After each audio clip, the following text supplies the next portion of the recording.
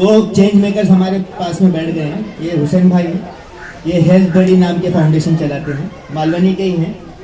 और मैंने कई जगह प्लेटफॉर्म्स पे देखा कि मालवनी के बारे में बहुत सारी नेगेटिव बातें करते हैं लोग। ये गंदा है, बलाना है, धमाका है, ये है, वो है। देखो, माँ, मजहब और मुल्क, 3 माँ से आता है, 3 माँ, मजहब और मुल्क। इसके बारे में ना किसी को कोई बुरी बात बोलने का, ना सुन के लेने का।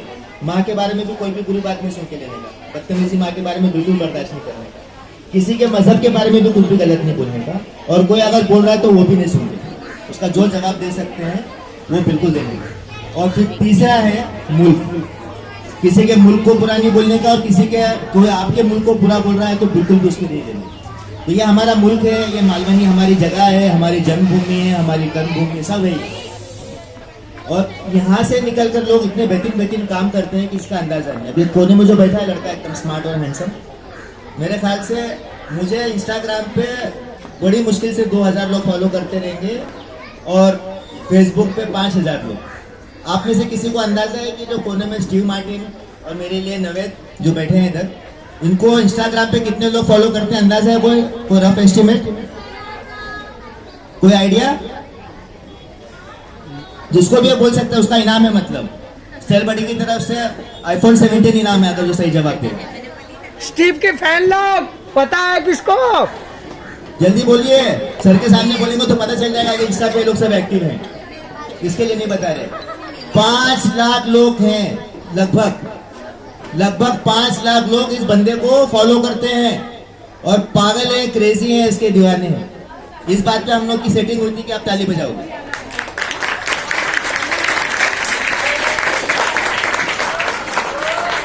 अच्छा, बहुत से लोगों को लगता है कि रील बनाना, मीम्स बनाना मजाक है, फालतूगिरी है, ऐसा लगता है। ऐसा नहीं है बिल्कुल भी।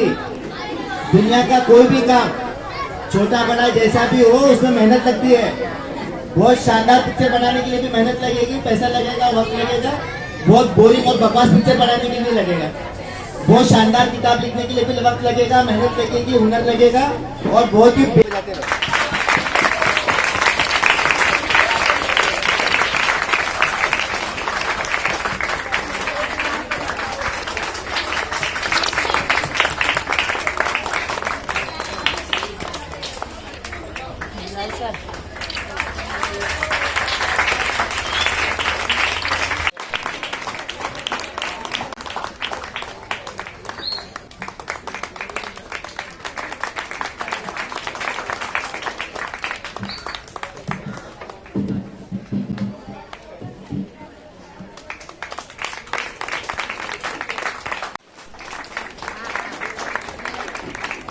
अच्छा, आपको अवार्ड मिलेगा तो फिर कोई और ताली नहीं बजाएगा? ऐसा सोचो कि आपको भी अवार्ड मिलेगा।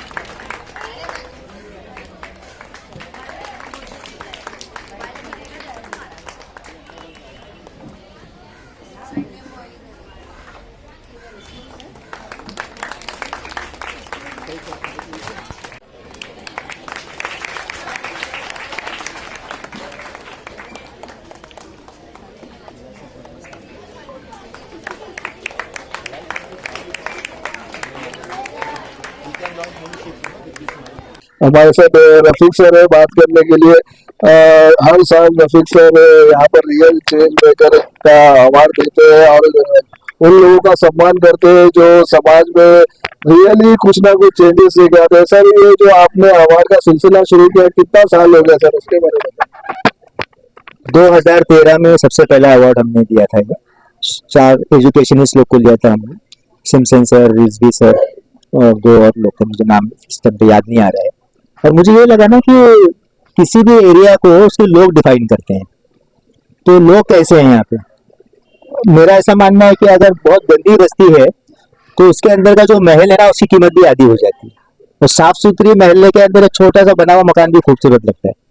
तो ये मालवनी को इतने शानदार लोग हैं इसके अंदर, टीचर्स लोग को देखो, आप आम सोशल वर्कर्स को देखो, मीडिया वालों को देखो, मतलब एक दूसरे के साथ में कनेक्ट होकर एक दूसरे को अपना फैमिली जैसे समझ के चलते हैं, और चुपचाप खामोशी से काम करते जा रहे हैं, और कई साल हो जाता है उनका रिकग्निशन नहीं मिलता है। तो छोटे बच्चों को भी तारीफ की जरूरत है। अप्रिशिएशन बहुत इंपॉर्टेंट चीज है। Right. आप करते जा रहे हैं और कोई उसको मानता ही नहीं, उसके बारे में कोई ध्यान नहीं देता, तो फिर आदमी छोड़ देता है वो सब काम करना। जैसे मैं आपके बारे में बोल रहा था कि आप लोकल मीडिया हैं और इस इलाके के नंबर 1 मीडिया हैं आप बड़े से बड़ा इवेंट जो होगा ना, यहाँ पे एमएलए एमपी आएगा तो भी आप कवर करते हैं, चीफ मिनिस्टर आएगा तो भी आप कवर करते हैं। तो ये छोटी बात नहीं है, ये छोटा काम नहीं है ये। और इसको अगर हमारे अपने लोग ही रिकॉग्नाइज नहीं करेंगे तो बाहर वाले से हम क्या तवक्को करेंगे। तो मेरे लिए आपके चैनल में अपने आप को कवर करवाना जी टीवी से कवर करवाने से भी ज्यादा बड़ा है मेरे लिए बहुत बड़ी बात है ये। और मुझे आपसे बात करते हुए भी उतनी खुशी मिलती है जितनी मुझे अर्नब से या रवीश कुमार से बात करने में खुशी मिली, क्योंकि वो उनको बुलाए तक तो मैं बूढ़ा हो जाऊंगा मतलब, और आप मेरे फोन पे आ जाते हैं, तो मेरे लिए आपकी अहमियत बहुत ज्यादा है। तो ये पूरे मालवनी के अंदर मैंने देखा कि बहुत सारे लोग बहुत शानदार काम कर रहे हैं, खास करके जो यंगस्टर्स लोग हैं, मतलब सुरेश सर हैं, अपने अब्दुल सर हैं और दूसरे हुसैन हैं, ये सब यंग हैं और इस उम्र में इनके अंदर ये सब जज्बा है मालवनी को अच्छा बनाने का। तो हम नहीं रिकॉग्नाइज करेंगे तो कौन करेंगे उस बात को। और इस चीज को आगे बढ़ाने का मेरा मकसद यही है कि ये सिलसिला जारी रहे। आप पूरा बॉम्बे का इतिहास उठा के देखो जीशान भाई, कि पूरे बॉम्बे के अंदर लॉकडाउन में सबसे ज्यादा लोगों के साथ में काम करने वाले लोग, संस्थाएं, स्कूल अगर आपको मिलेगी तो मालवनी मिलेगा। तो इस बारे में हम ज्यादा बात क्यों नहीं करते हैं। हम मालवनी की गंदगी, मालवनी का ट्रैफिक, अरे बाबा मुझे बताओ, अब मलाड में ट्रैफिक नहीं है क्या? चारकोप में ट्रैफिक नहीं है क्या? मलाड ईस्ट में ट्रैफिक नहीं है क्या? है एक प्रॉब्लम वो, लेकिन प्रॉब्लम है बोलने से प्रॉब्लम दूर होगा क्या? मेरा ऐसा मानना है। मैं अपने बच्चों को भी ये मैसेज देना चाहता हूँ कि आपको कोई जंगल लगाने की जरूरत नहीं है। बहुत बड़ा काम है वो जंगल लगाना, पेड़ लगाना, वो मत करो, आप नहीं कर पाओगे अगर, तो जो ऑलरेडी झाड़ खड़ा है ना उसको मत कटने दो। आपको कोई तालाब या कोई भी नदी साफ करने की जरूरत नहीं है, लेकिन अपनी तरफ से उसमें तुम कचरा मत डालो। ये भी बहुत बड़ा योगदान हो जाएगा समाज के लिए।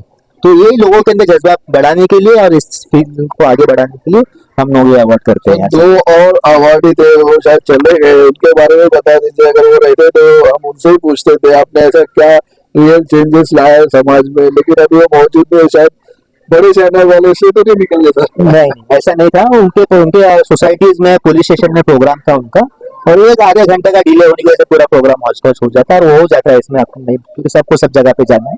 उसमें जो समीउल्लाह भाई है, समीउल्लाह खान है, वो बहुत पुराने दोस्त हैं, वो भी एजुकेशन फील्ड से ही है।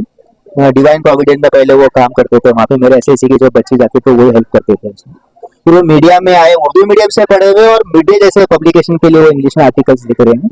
और जो उनका इन्वेस्टिगेटिव जर्नलिज्म है, इंडिया में गिने चुने लोग बचे हैं जो इन्वेस्टिगेटिव जर्नलिज्म कर रहे हैं, और खुद कैरेक्टर बन के जाके अपनी जान को जोखिम में डाल के चीजों का पता लगाना, ये फिल्मों में हो रहा है। अभी रियल लाइफ में कोई जर्नलिस्ट वो कर नहीं पा रहा है, मतलब।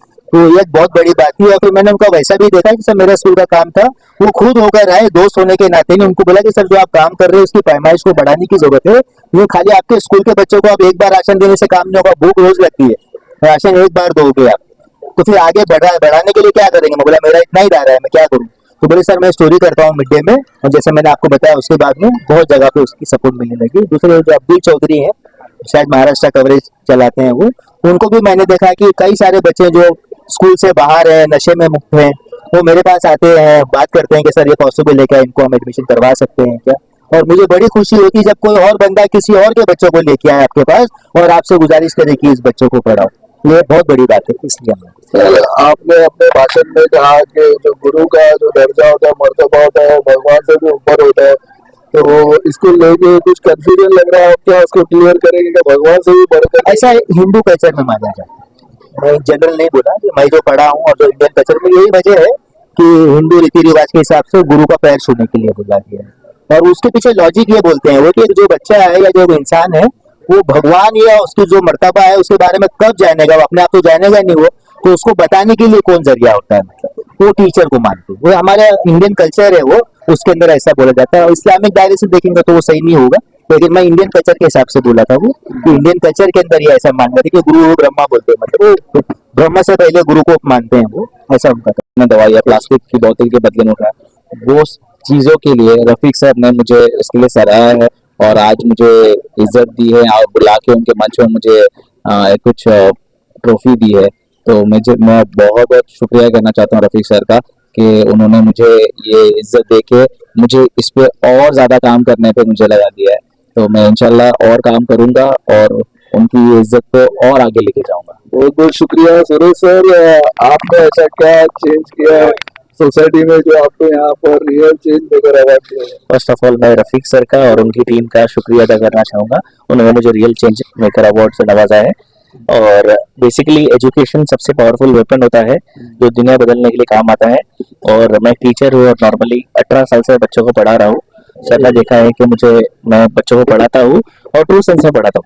सर ने मुझे बोला था कि सर आप टीचर हो और सबसे बेस्ट है एक्स्ट्रा ऑर्डिनरी टीचर, और रियल सेंस में काम करना बहुत इंपॉर्टेंट है। और उन्होंने मुझे नोटिस किया ये करते हुए देखकर, इसलिए उन्होंने मुझे अवार्ड दिया है। और हमारा बेसिकली काम क्या है, बच्चे तो बेसिकली एक पेपर जैसे होते हैं, कोरा कागज होते हैं और हम लोग पेन होते हैं। सो हमारे हाथ में होता है कि हम लोग कितनी ब्यूटीफुल चीजें लिख सकते हैं। भी देखिए आप, हमारे साथ हुसैन भाई है, स्टीव भाई है और हमारे सारे डिग्नेटरीज है, ये भी हमारे मालवनी का हिस्सा थे। हमारा मन है कि हम भी बच्चों के ऊपर ऐसा कुछ लिखे जो आगे जाके सच में चेंज लेके आए हमारे मालवनी के लिए और एक अच्छे सिटीजन बने और हमारे इंडिया का नाम रोशन करे। और 26 जनवरी एक ऐसा दिन है जिसमें ये अवार्ड मिला है, तो ये बहुत सही दिन हमें अवार्ड मिला है। Thank you so much. हम रफीक सर से और सारे मालवनी की जनता से, पेरेंट्स से और स्टूडेंट्स से कहना चाहते हैं कि हम आखिरी दम तक मेहनत करते रहेंगे।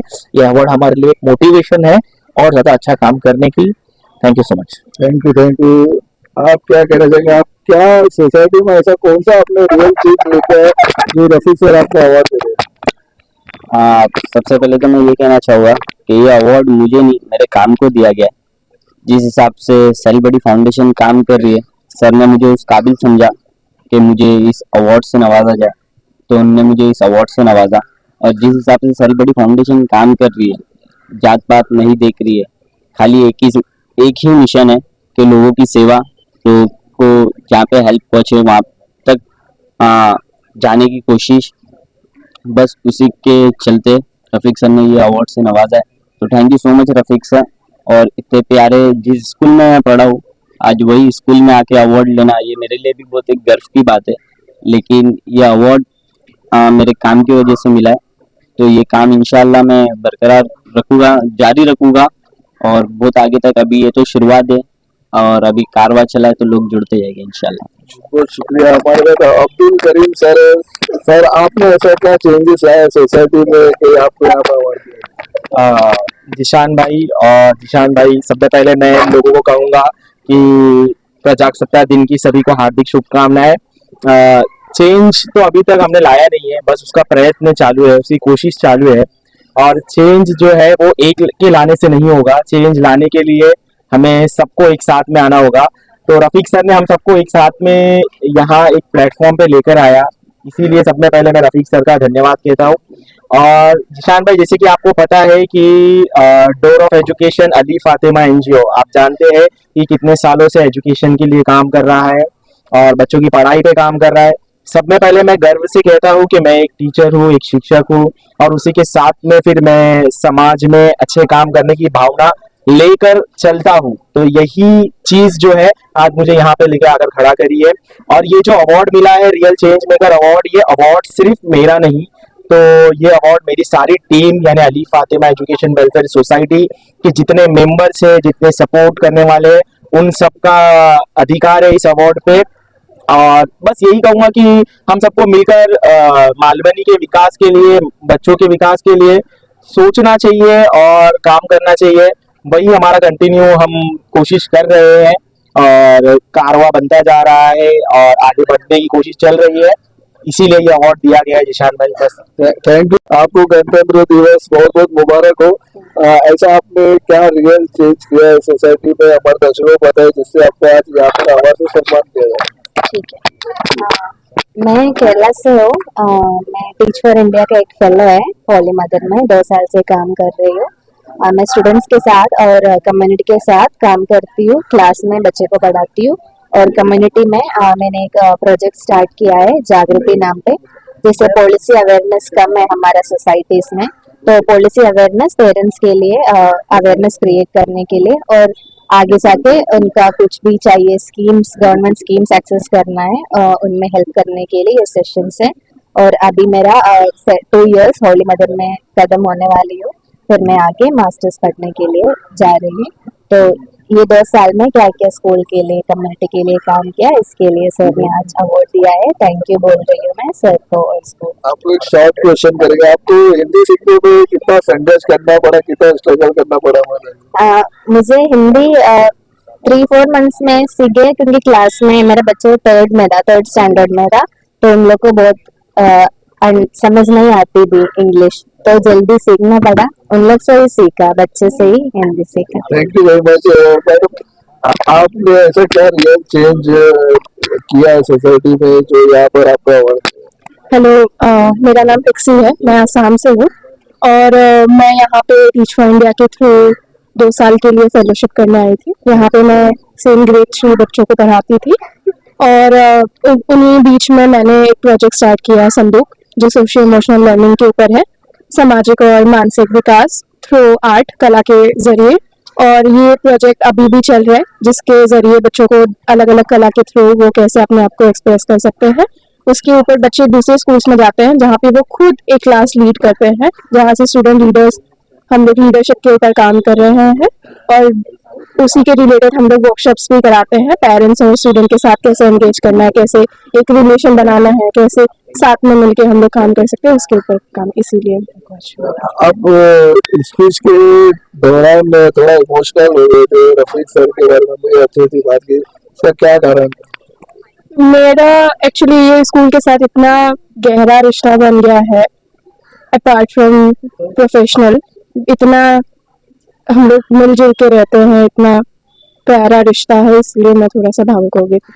बहुत बहुत शुक्रिया। होना है तो ताली बजाते रहो।